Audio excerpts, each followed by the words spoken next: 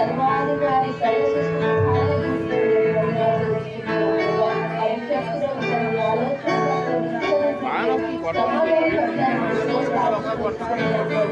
దేవానికి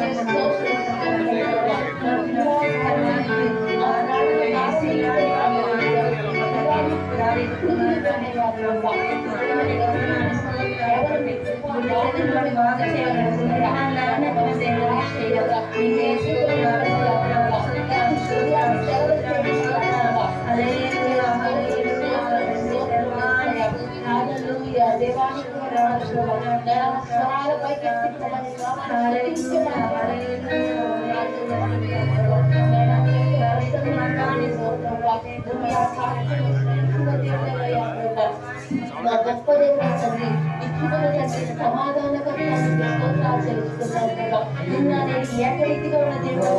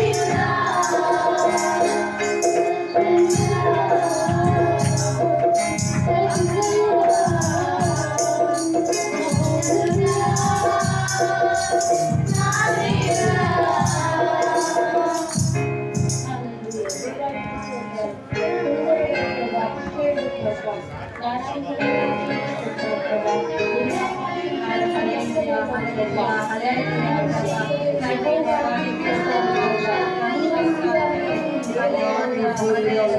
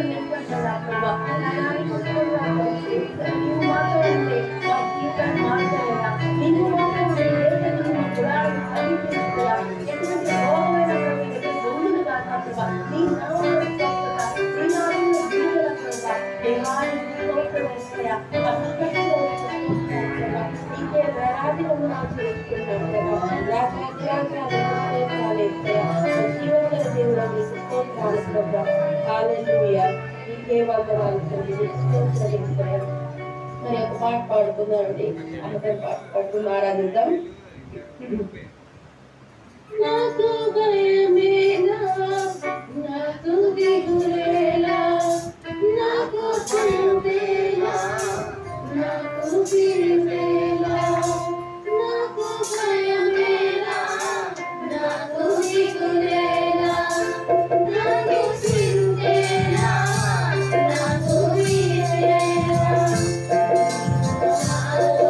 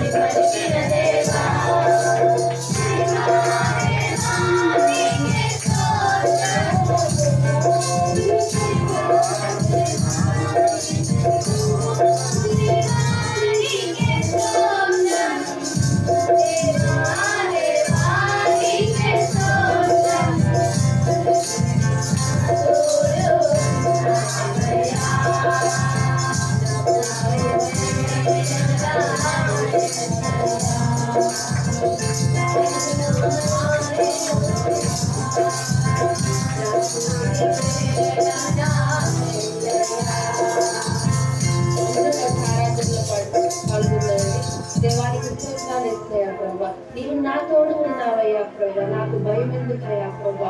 నీవు మాలోనే ఉన్నావయ్యా, మాకు దిగినందుకయ్యా ప్రభా. నాన్న గొప్ప దేవుడు ప్రభా.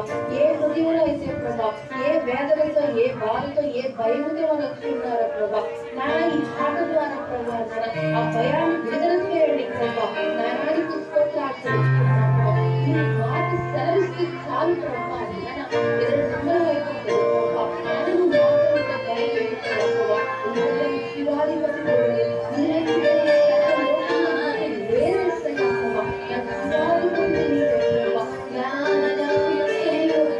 వ్యాధులు బాధలు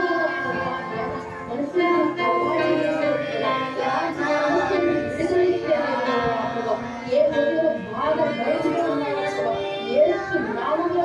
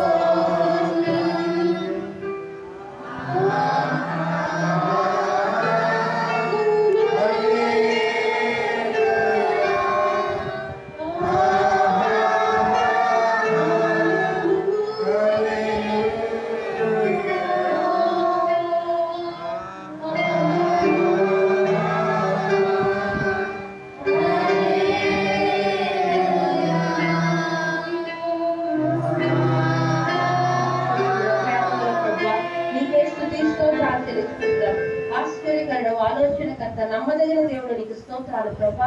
దేవానికి అసాధ్యం ఏది లేదయ్యా ప్రభా. నువ్వు నమ్మదగిన దేవుడు, సహాయకుడు ప్రభా. తల్లి మధ్య తండ్రి విడిచిన నీ విడవనన్నా ప్రభా. నీ ఎడబాయి నీ ప్రేమకే నీకు స్తోత్రాలు.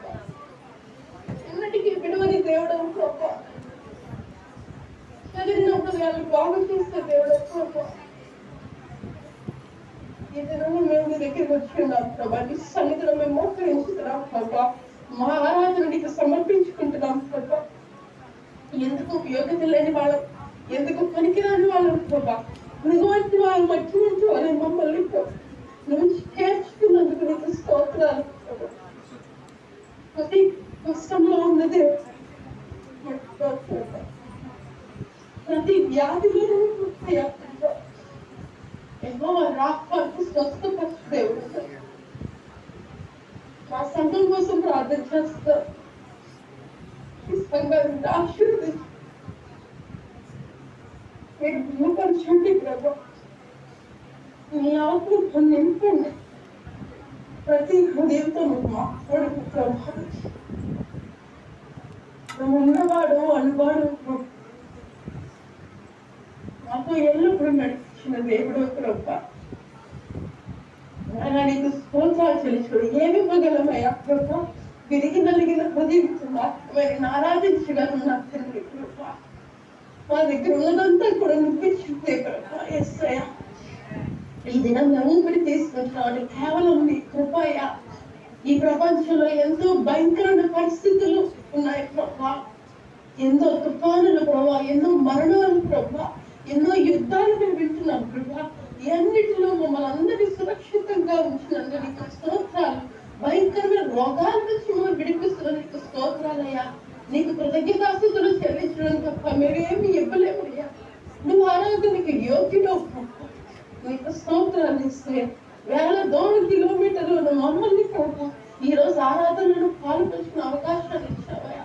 నీకు స్తోత్రాలు. ఎన్నిక లేని నన్ను, ఏ యోగ్యత లేదు ప్రభా. నీకు వంటి దాన్ని, పురుగు వంటి దాన్ని నన్ను ప్రభా.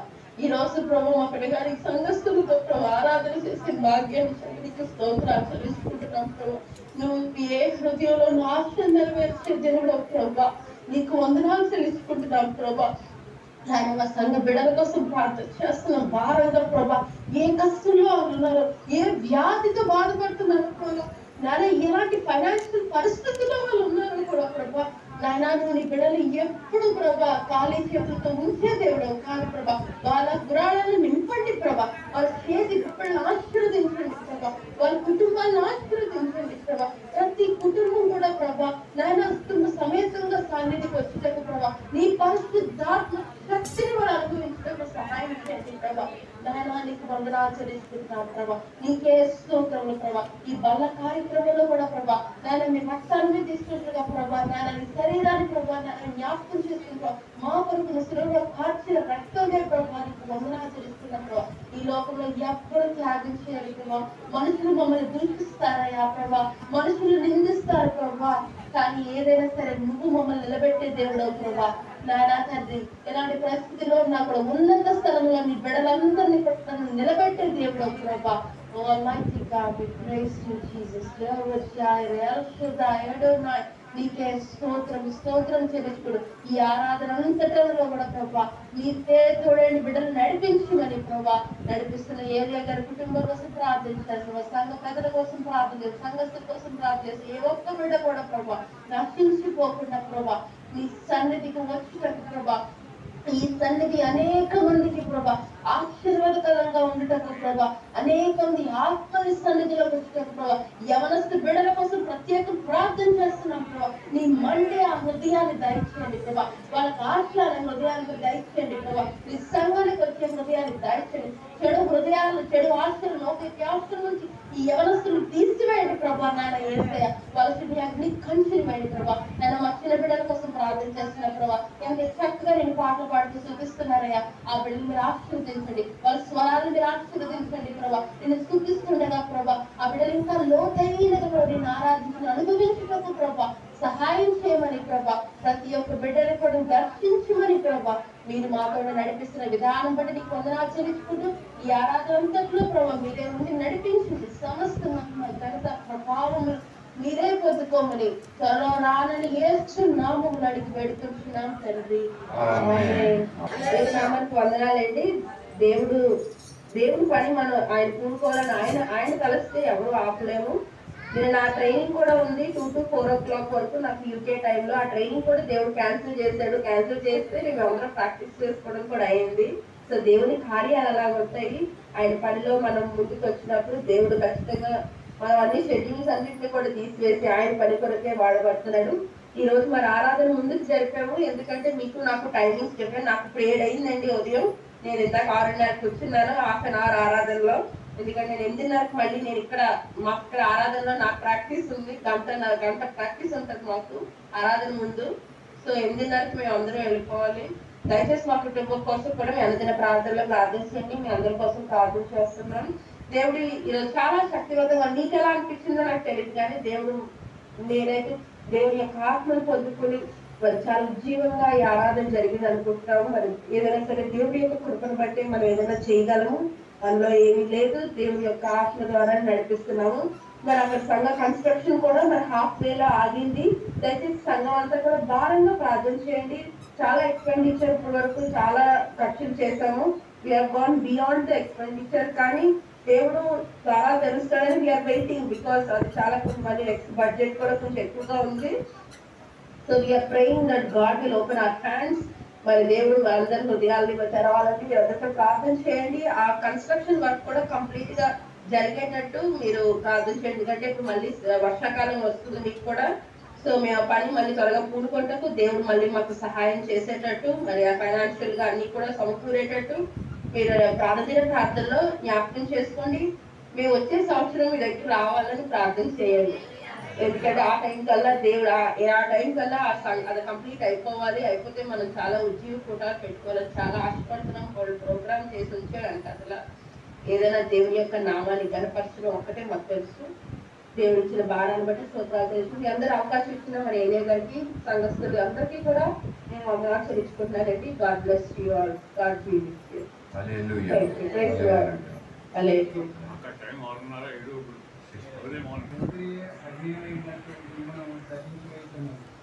జలములో కాలుతున్న అమ్మకు పట్టిదవలెను, నరకబడి అగ్నిలో కాల్చబడిన ముళ్ళవలెను.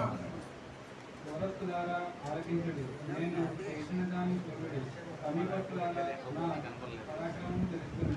సియోనులోనున్న పాపులను దిగుపడుతున్నారు, పనుకు కొద్దిగినను. మనలో ఎవడు నిత్యము దహించ అగ్నితో నివసింపడడు, మనలో ఎవడు నిత్యము కాల్చుతున్న వాటితో గ్రహించు.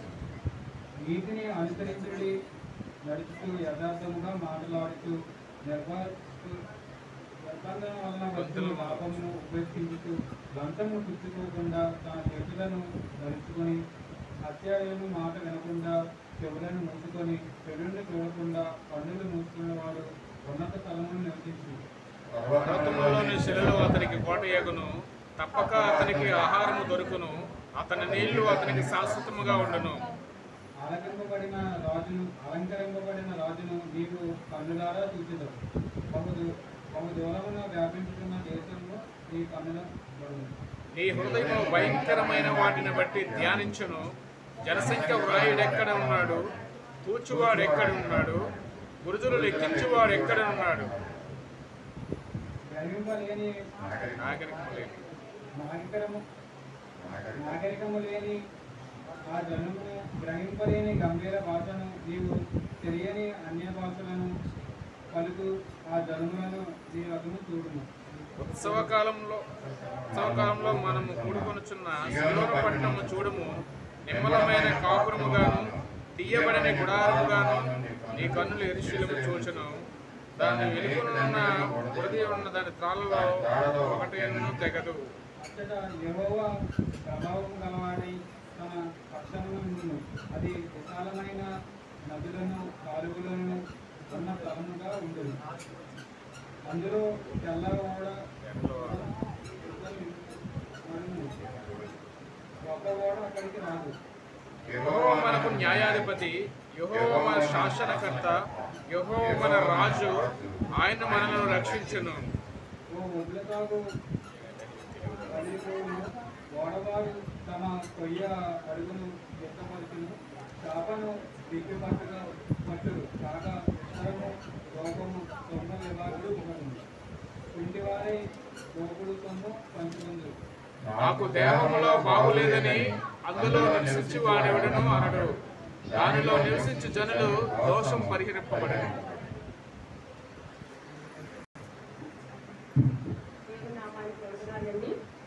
ఈరోజు చాలా హ్యాపీగా ఉంది. ఎందుకంటే పెంచినట్టే నిండిపోయింది. అందరూ సంతోషంగా ఉన్నారు. స్థుతి ఆరాధన గొప్పగా జరిగింది. దేవుడికే ఘనత మహిమ కలుగును గాక. ఈరోజు బండ తీసుకోవడానికి కూడా దేవుడు గొప్పనిచ్చాడు.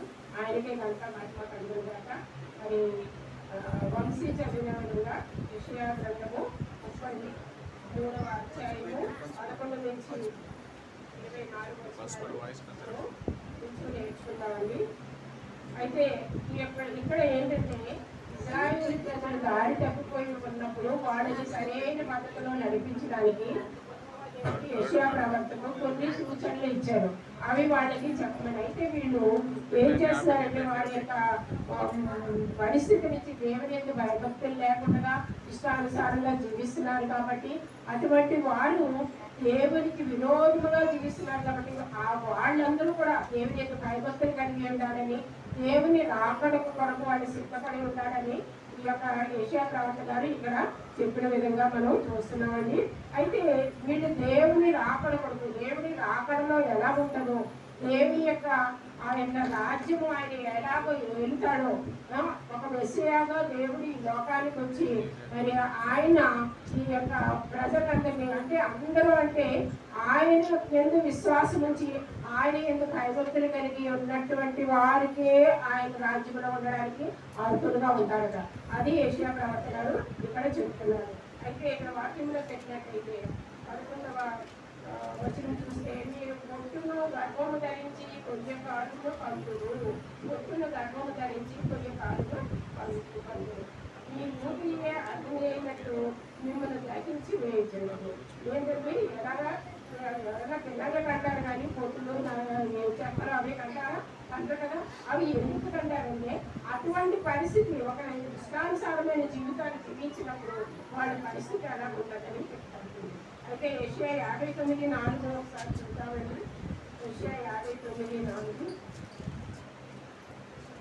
నీతిని బట్టి ఎవడనూ సాక్ష్యం పలకడు, సత్యమును బట్టి ఎవడనూ వ్యాజ్యం ఆడడు. అందరూ వ్యర్థమైనదని నమ్ముకుని మోసపు మాటలు పలుకుదురు. చెడుగును గర్భం ధరించి పాపమును కందురు. చెడుని గర్భం ధరించి పాపాన్ని కంటారు. మనలో చెడు ఉన్నట్లయితే అంటే మనలో అసహ్యకరమైన మాటలు, మరి మనం ఇతరులని కించపరిచే మాటలు, ఇతరులను కోపపడే మాటలు, వాళ్ళు బాధపడే విధంగా మనం మాట్లాడేటటువంటి మాటలు, ఇవన్నీ కూడా మన కడుపులో ఉంటాయట. మనం ఏం కంటామండి? పాపాన్నే కంటూ ఉంటాం. అంటే ఎన్ని పాపం కదా, ఆ పాపమే బయటకు వస్తుంది. కాబట్టి అటువంటి విధంగా ఉండకూడదు అని ఇక్కడ చెప్పబడింది. అదేవిధంగా మరి మీ ఊపిరి అగ్ని అయినట్టు మిమ్మల్ని గ్రహించి వేయించండి. కీర్తన 7:14 ఒకసారి చూద్దామండి. కీర్తనలు 7:14.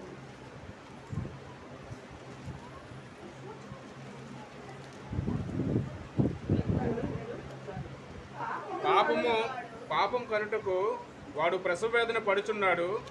చేటును గర్భమును ధరించిన వాడే అబద్ధమును కనియున్నాడు. పాపమును కనుటకు వాడు ప్రసవ వేదన పడుతున్నాడు. ప్రసవ వేదన ఎవరు పడతారండి? ఆడవాళ్ళు పడతారు. ప్రసవ వేదన పడితే వాళ్ళకి ఫలితం ఉంటుంది, వాళ్ళకి ఆ కష్టానికి ఫలితం ఉంటుంది, వాళ్ళకి బాధకి విముక్తి కలుగుతుంది. ఎప్పుడైతే బిడ్డను చూస్తారో వాళ్ళ పడిన బాధ అంతా కూడా మర్చిపోతారు. ఆ విధంగా స్త్రీలు కంటారు. కానీ ఇక్కడ ఏమన్నదని, పాపమును కనుటకు వాడు ప్రసవ వేదన పడుతున్నాడు, చేతులు గర్భమును ధరించిన వాడు అబద్ధములు పడుతున్నాడు. పిల్లలు కొట్టట్లేదండి, మీకు ఏమనుకుంటున్నాయి? అబద్ధం, కపటం, కోపం, ద్వేషం, పగ ఇవి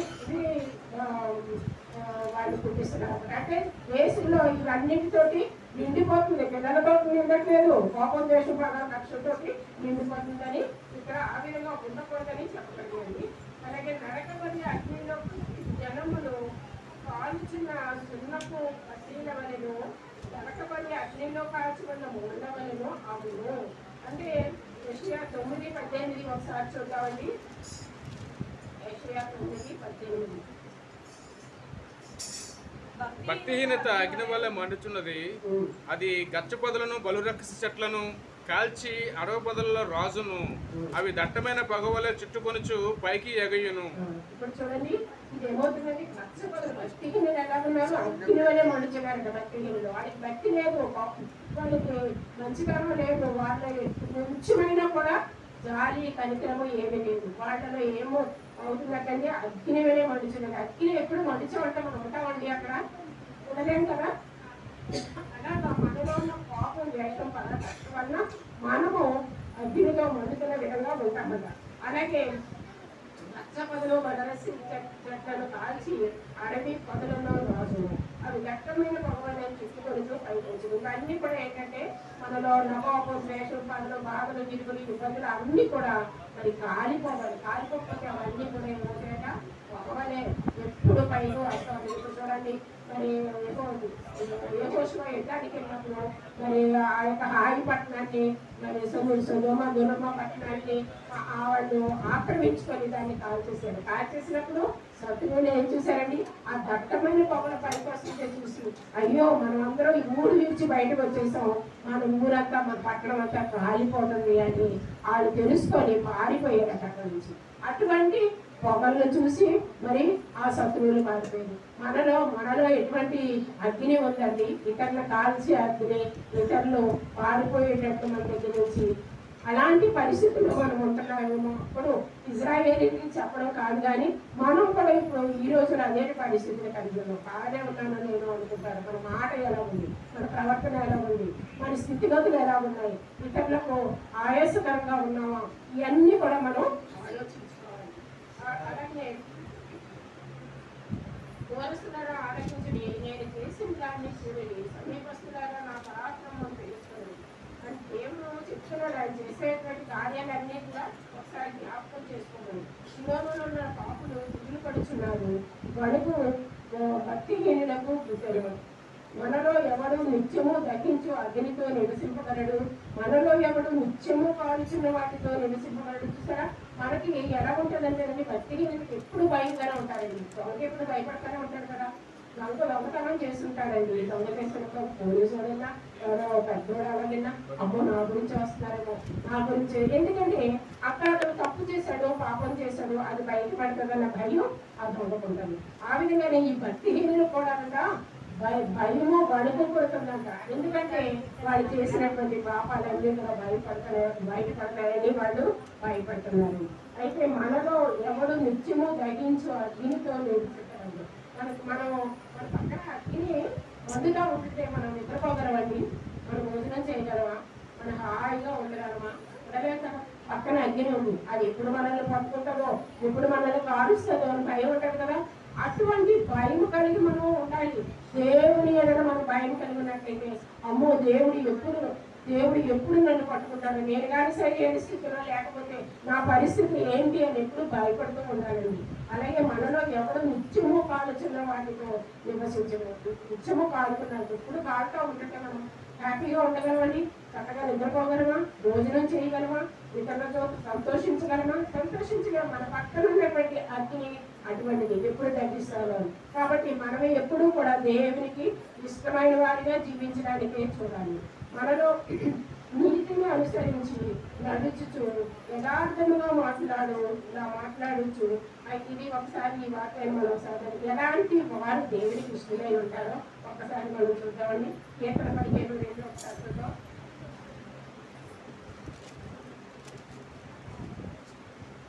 నా సన్నిధి నుండి నాకు తీర్పు వచ్చునుగాక, నీ సన్నిధి నుండి నాకు తీర్పు వచ్చునుగాక, నీ కనుదృష్టి న్యాయంగా చూచును.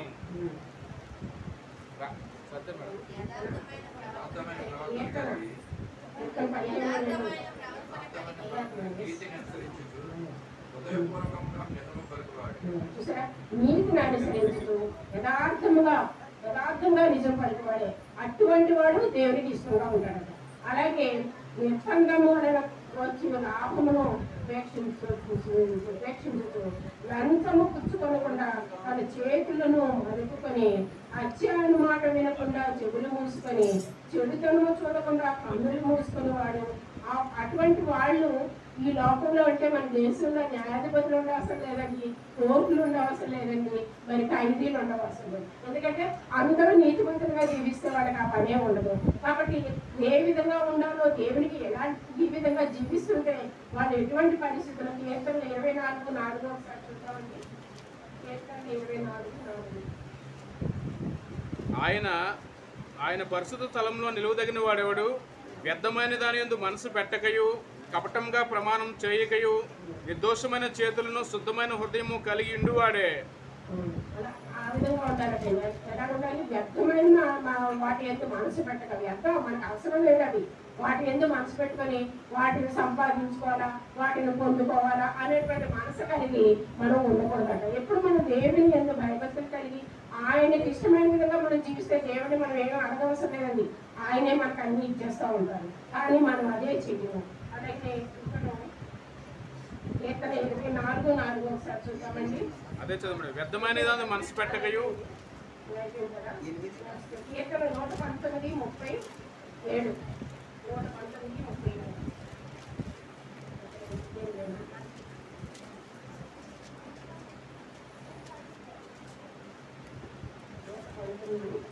వ్యర్థమైన వాటిని చూడకుండా నా కన్నులు త్రిప్పివేయుము, నీ మార్గంలో నడుచుకున్నటకు నన్ను బ్రతికింపుము. వ్యర్థమైన వాటిని చూడకుండా నా కన్నులను తిప్పివేయము. మన కన్నుల్ని మన స్వాధీనంలో ఉంచుతాను. ఈ లోకంలో ఉన్నదంతా ఏంటి? శరీరాశ, నేత్రాశ, జీవకుడము.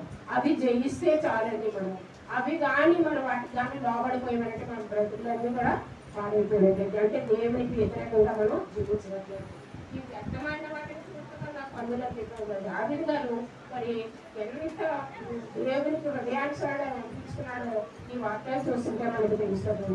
ఆయన యొక్క కన్నుల వల్లే మనం పాపం చేస్తాం కదా. ఆయన కూడా పాపం చేశాడు కన్నుల వల్లే. కానీ దేవుని దగ్గర ఒప్పుకున్నాడు.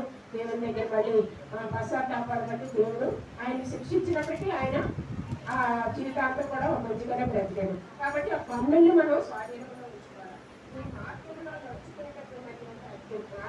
మార్గంలో ఆయన మార్గంలో జీవించడానికి, బ్రతకడానికి, అలాగే స్థిరపరచడానికి మనం ఏం చేయాలండి? ఆయన ఆజ్ఞలను మనం అంగీకరించాలి. ఆయన ఆజ్ఞలకు లోబడాలి. ఎప్పుడైతే ఆయన ఆజ్ఞలకు లోబడి ఆయన చిత్తానుసారంగా మనం జీవిస్తామో వాళ్ళు ఎలా ఉంటారండి? ఇదిగో లంచం పుచ్చుకోరు, పాపం చూడరు, పాపం చెయ్యరు. ఎవరైనా డబ్బులు ఇస్తున్నట్టు ఎవరైనా వద్దంటారండి? ఎవరు వద్దంటారు కదా. నువ్వు ఏదో ఆఫీస్కి వెళ్ళినప్పుడు ఏదో ఒక పని చేయాలంటే వాళ్ళకి లంచం కావాలి, అది ఇచ్చే వరకు పని చేయడు. అటువంటి లంచం పుచ్చుకోకుండా ఉండేవాడు, దేవుని యందు నీతి నిజాయితీగా జీవించేవాడు. అమ్మో నేను లంచం తీసుకుంటే దేవుడు నన్ను క్షమించడు అనే భయం ఉన్నవాడు లంచం తీస్తాడు. ఇప్పుడు ఎవరు ఏ సీట్లో ఉన్న అధికారులు అందరూ, గవర్నమెంట్ వర్కర్స్ అందరూ ఏం చేస్తున్నారండి? లంచానికే బాగా అలవాటు పడిపోయారు. అందుకని డబ్బు చేతిలో పడితేనే పని జరుగుతుంది కదా. అటువంటి పరిస్థితులు తయారైన వాళ్ళకి శిక్ష ఎప్పుడు పడుతుందండి? ఇప్పుడు ఒకసారి లంచం పుచ్చుకున్నప్పుడు వాడు పట్టుకున్నప్పుడు వాడు ముందు నుంచి తీసుకున్న డబ్బు అంతా, ఆస్తులంతా, బంగారాలంతా, వెండి అంతా అంతా కూడా ఏమవుతుంది? బయట పెట్టి అందరికీ చూపిస్తున్నారు. వాళ్ళు చేసిన చిన్న తప్పుకి వాళ్ళు సంపాదించిన దాంట్లో కూడా బయట పెట్టి వీడు ఎలాంటి వాడు చెప్తారు కనుక నామోషండి. అంత మంచి పొజిషన్లో జాబ్ చేసి అలాంటి పేరు తెచ్చుకుంటే దేవుని విషయంలో తప్పుదారి పట్టినట్లయితే దేవుడు అలాగే బయటపెడతారండి. అది మనం జ్ఞాపకం చేసుకోవాలి. కాబట్టి ఏం చేయాలి? మనం నీతి నిజాయితీగా లంచపుచ్చుకోకుండా, అచ్చన్న మాట మనం వినకుండా, చెడుతనం చూడకుండా, మన పనులు చూసుకుంటూ పరిశుద్ధంగా పవిత్రంగా జీవించినట్లయితే దేవుడు ఉన్నత స్థలాల్లో మనల్ని ఉంచుతాడండి. ఉన్నత స్థలంలో నివసించదు. పర్వతములలోని శిలలు అతనికి పోటయ్యదు. పర్వతములో శిలలంటే పర్వతమైన శిలకి కట్టుకుంటుందని అంత ఎత్తుగా దేవుడు మనల్ని ఆశీర్వదిస్తాడండి. అలాగే తప్పక అతనికి ఆహారం దొరికిన అతను ఏళ్ళు అతనికి శాశ్వతంగా ఉంది. అతనికి ఆహారం దొరకండి, నీటి నిజాయితీగా బ్రతికేవాడికి పుష్కలంగా దేవుడు పోషిస్తాడు. హ్యాపీగా ఉంటాడు. అతను ఒక దూరమును వ్యాపించుతున్న దేశముని నీకు కనపడి నీ హృదయం భయంకరమైన వాటిని బట్టి ధ్యానించు. జనసంఘం అలంకరింపబడిన రాజును ఎప్పుడైతే మనం దేవునికి ఇష్టమైన విధంగా జీవించేమో మనం పరలోక రాజ్యంలో మనం వెళ్ళినప్పుడు ఎవరిని చూస్తామండి? మనం రాజుని చూస్తామట. ఆయన పెద్ద సింహాసనం మీద ఆసీనుడై ఉంటాడు. ఆయన్ని మనం చూస్తామంట. ఆయన మనం చూడాలంటే మనం ఈ నీతి ప్రవర్తన కలిగి మనం ఉండాలి. తర్వాత నీ హృదయం భయంకరమైన వాటిని బట్టి ధ్యానించును. జనసంఖ్యలో రాయివాడు ఎక్కడ ఉన్నాడు? కూర్చువాడు ఎక్కడ ఉన్నాడు? గుడిజలను రెక్కించేవాడు ఎక్కడున్నాడు? నాగరికలేని ఆ జనమును గ్రహింపలేని గంభీర భాషయు నీకు తెలియని అన్య భాష. అక్కడికి వెళ్తేనంటండి ఎవ్వరూ ఏ పుస్తకాలు బెంగలో ఏమీ ఉండవు. నీ గురించి రాయడానికి, నా గురించి రాయడానికి. ఎందుకంటే ఆల్రెడీ మన గురించి రాసేసారు. అక్కడ పుస్తకంలో ఎవరి పేరుందో వాళ్ళే హ్యాపీగా ఉంటారు. అయితే అక్కడ ఆ రాయడానికి ఎవరు ఉంటారంట? ఏది ఉండదు. ఎంతసేపు మనకి ఆ రాజు కనిపిస్తాడు, అక్కడ పరిశుద్ధ దేవదూతలు కనిపిస్తారు, ఆయన స్తుతియారాధన కనిపిస్తుంది. వాళ్ళ పరిశుద్ధ దేవదూతల యొక్క భాష మనకి తెలుసు. అంతేగాని ఇంకా వేరే భాష అక్కడ ఉండదంట.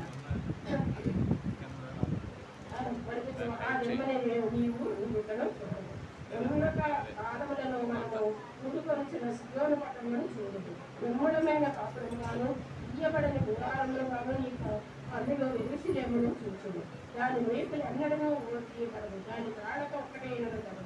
మనం ఎరుసలేములో చూసినటువంటి అప్పుడు దేవుని యొక్క రాజ్యాన్ని మనం చూసినప్పుడు రాజ్యంలో ఏ విధంగా ఉంటుందో మనం ఆ యొక్క పరిస్థితిని ఒకసారి మనం ఆలోచిస్తే పరలోక రాజ్యం మనం చూసామండి. మనం చదువుతున్నాం కానీ చూడట్లేదు కదా పరలోక రాజ్యం ఎలా ఉంటుందో. కాబట్టి పరలోక రాజ్యం ఎలా ఉంటుందో మనకి చదువుతున్నాం. దాన్ని బట్టి అమ్మో ఇలా ఉంటుంది, నేను అక్కడికి వెళ్ళిపోదా, గడవబడినట్లయితే నేను ఓడి శ్రమలు అనిపిస్తాను అని చెప్పేటువంటి భయం అనుకుంది. ఆయన చెప్పిన విధంగా మనం చూపించాలండి. మన పశ్చిమ విశాలమైన నదులలో పాల్గొన ఉన్న స్థానంలో ఉండదు. అక్కడ ఎలా ఉంటుందండి? నదులు పారుతాయట, విశాలముగా ఉంటాయట. ఆ యొక్క స్ఫటికము వలె అక్కడ సముద్రం ఉంటుందంట. అవన్నీ కూడాను అక్కడ ఉన్నప్పుడు ఏంటండి ఒక్క వాడలు, అంత పెద్ద సముద్రం ఉన్నాయి, నదులు ఉన్నాయి, గోడలు. ఈ వాడలు ఆ సముద్రంలోకి వెళ్ళబట్ట, గోడలు అక్కడికి వాడలు రావట, షిప్పులు రావట, సముద్రంలో ఏమి రావంటే బయట ప్రపంచంలో ఉన్నటువంటి ఏవి కూడా అక్కడ కనిపించవు. దేవుని సన్నిధిలో ఆ యొక్క పరలోక రాజ్యంలో. అయితే ఎక్కువ మనకు న్యాయాధిపతి, అక్కడ మనకి దేవుడే మనకు న్యాయాధిపతి. ఎక్కువ మన శాసనకర్త, ఎక్కువ మన రాజు, ఆయన మనల్ని రక్షించడు. ఆయన కేవలము మనం రక్షించలే. ఒక అబద్ధం ఉండదు, ఒక పాపం ఉండదు, ఒక ద్వేషం ఉండదు, ఒక దొంగతనం ఉండదు, ఏమడదు. ఆ న్యాయాధిపతులు ఉంటారు అక్కడ. అక్కడ మనకి దేవాది దేవుడు మనకు న్యాయాధిపతిగా ఉన్నాడు. వారవారు తమ పుణ్యనాలుగులో విస్తారమైన దోపుడు సొమ్ము బాధింపబడి గుర్తువాడే దోపుడు సొమ్ము పంచుతాడు. గుర్తువాడు ఎవరైనా ఎక్కడికో వెళ్ళి అక్కడికి వెళ్ళి అది సంపాదించడానికి చేయదండి, చేయలేదు. ఇతరులు సంపాదించింది ఈ గుడ్డివాళ్ళు పంచుకుంటారంట. సరే అలాగే గుడ్డివాడు ఎక్కడికే వెళ్ళలేదు, ఏమీ సంపాదించలేదు, ఒకరితో యుద్ధం చేయలేదు, ఒకరితో దెబ్బలాడలేదు. కానీ ఆయన ఎక్కడున్నాడో అక్కడ ఆ ఆస్తినంతా పిల్లలు పంచుకుంటారు.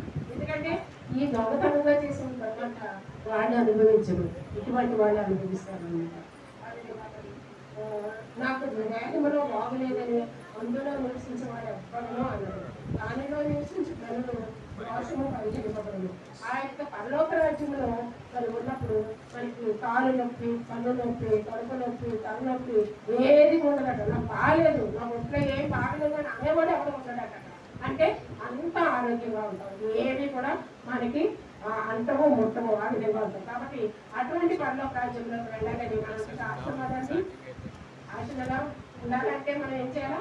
దేవుడు చెప్పినటువంటి విధంగా ఆయనకి ఇష్టమైన విధంగా మనం జీవించినట్లయితే పాపం లేకుండా, కక్షలు లేకుండా ఆయన ఇష్టం వచ్చినట్టు ఆయన ఎలా ఉంటారో, ఆయన ఎలా మాదిరిగా మనకు విడిచిపెట్టి వెళ్ళారో ఆ జీవితం మనం జీవించినట్లయితే మన పరలోక రాజ్యంలో ఉంటే హ్యాపీగా ఉంటాం. ఏ బాధలు ఉండవు, ఈటుగా ఉండవు, కష్టాలు ఉండవు. దేవుని యొక్క ఆ యొక్క ఆశీర్వాదంలో మనం ఉంటాం. దేవుడు ఈ చిన్న వాక్యాన్ని మన వీటిలో తీర్చింది. సమయంలో విజ్ఞాపన ప్రార్థన చేస్తాం.